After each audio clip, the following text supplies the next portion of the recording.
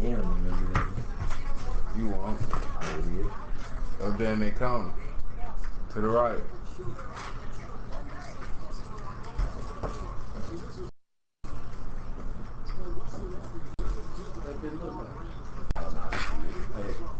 I know blow dry things. It is, my nigga. Oh, it ain't, bro. It ain't all the way to the top. Oh. Yeah. We're not in. Yeah. Can you run me over by Sue, or I can use your car to run over there right quick? I'm just going to pick up some clothes and come right back. You got some more clothes? Okay, where your keys at? You know where you done,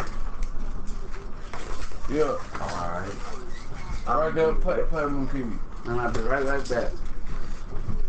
Thank you, baby. You ready up here, so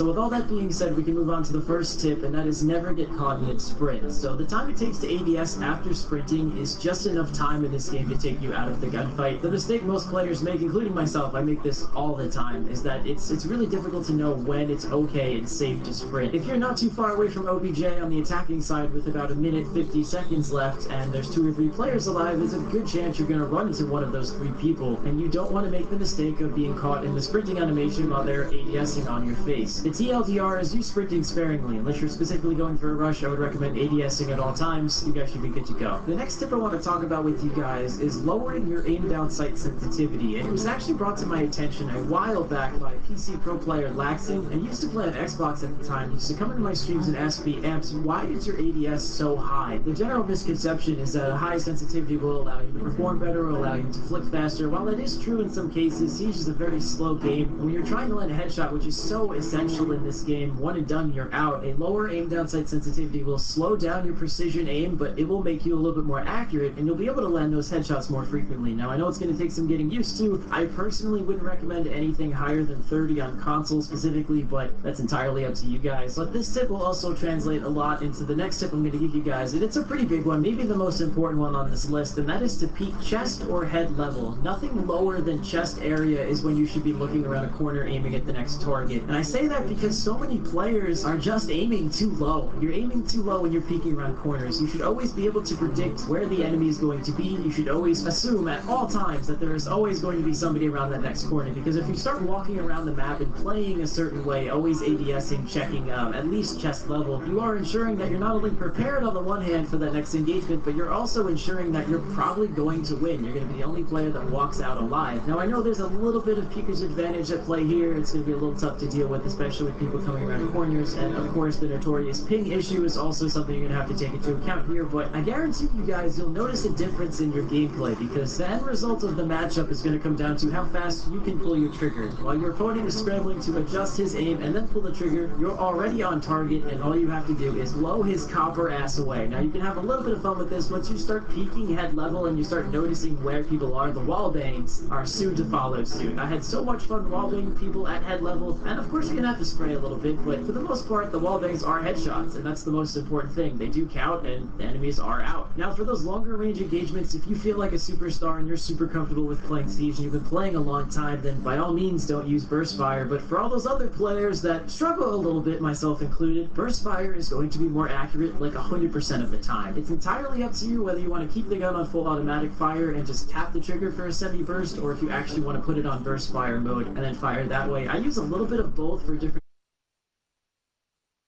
a few rounds and see how much more accurate your shot does get. Now, controlling recoil is probably the most important and most difficult thing to do in Rainbow Six Siege.